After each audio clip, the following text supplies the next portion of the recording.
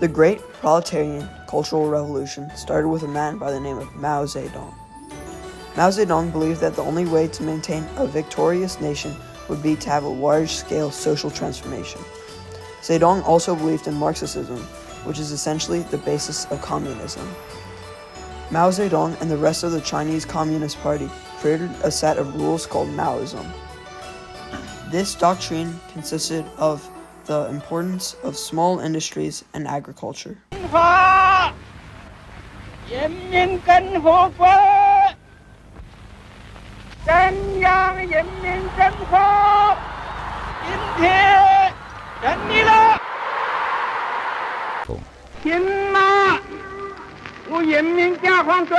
One example of an event that led up to the Great Proletarian Cultural Revolution is the Great Leap Forward. It contributed to the Cultural Revolution by ruining Zedong's reputation with the people of China. The Great Leap Forward was an event to try to increase the industrial and agricultural aspects of China. Zedong wanted to make China more self-sufficient and economically stable. The Great Leap Forward killed as many as 45 million people with disease and famine. The famine was caused by Mao Zedong not giving a sufficient food supply to the citizens of China. He also required the use of poor agricultural techniques, which were the Four Pest campaign, which reduced sparrow populations, over-reporting of grain production, and ordering farmers to switch to the industrialization industry rather than agriculture. This affected the responsibilities of local farmers because they were forced to switch over to the industrial industry rather than the agricultural industry. Some private farmers were also prohibited from farming. In conclusion, the Great Leap Forward devastated the people of China.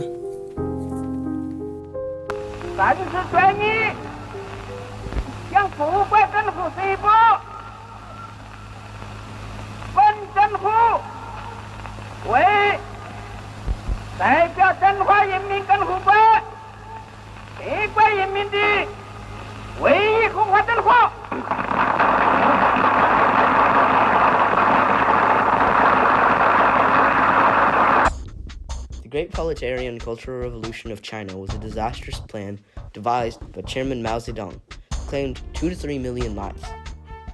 Its initial purpose was to renew communist ideals in 20th century China. This movement sparked much abuse, violence, and hatred throughout the whole country. Zedong also tried to rid China of its ancient past, attempting to completely eradicate anything having to do with the Four Olds, which were old culture, old habits, old customs, and old ideas.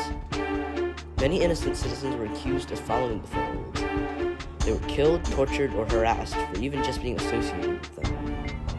Mao Zedong also shut down schools and encouraged children to speak out and attack citizens such as teachers and authors and other people related to Western culture. These children were known as the Red Guard. All in all, the Cultural Revolution was a disastrous period in Chinese history, saw many people's rights stripped away.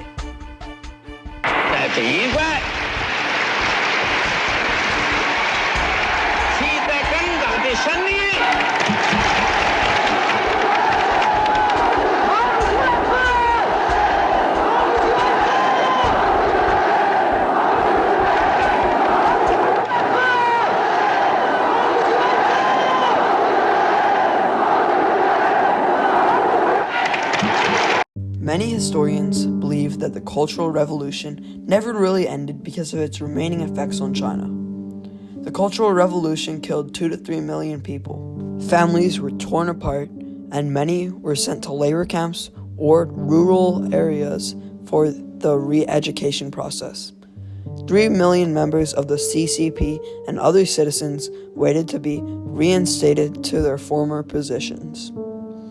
The effects on education were large, too, because since schools were closed for years, a whole generation of children lost out on education. This created a knowledge gap in that generation.